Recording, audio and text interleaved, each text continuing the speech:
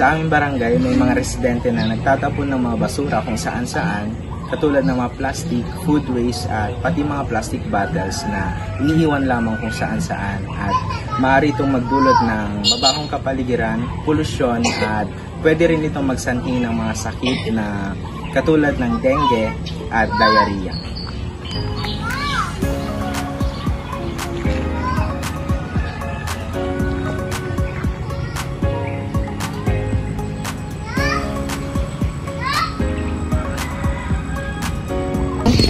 May mga residente rin nagtatapon ng mga basura sa mga kanal at nababarahan ang pagdaloy ng tubig nito at nagsasanhi ito ng pagbaha at drainage problems.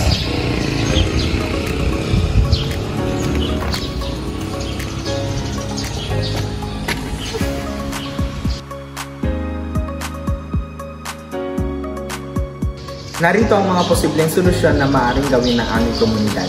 Una, turuan ang mga residente kung paano mag-segregate ng mga basura sa kanilang bahay-bahay at turuan silang mag-recycle mula sa recyclable materials.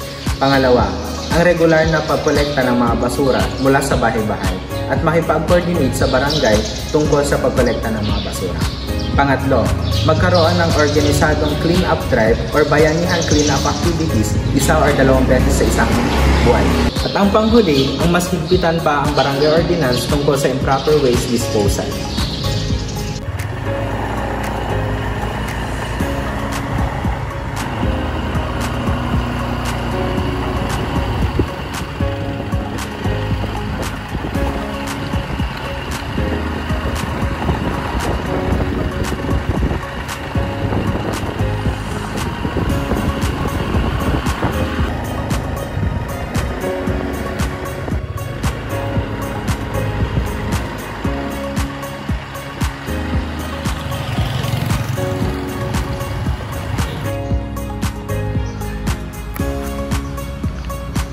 Isang problema din na kinakaharap ng aming barangay ay ang lubak na daan na kung saan may mga potholes, crack or bumpy road sa aming daanan na delikado para sa mga motorista, lalo na sa mga bata or matatanda na naglalakad dito.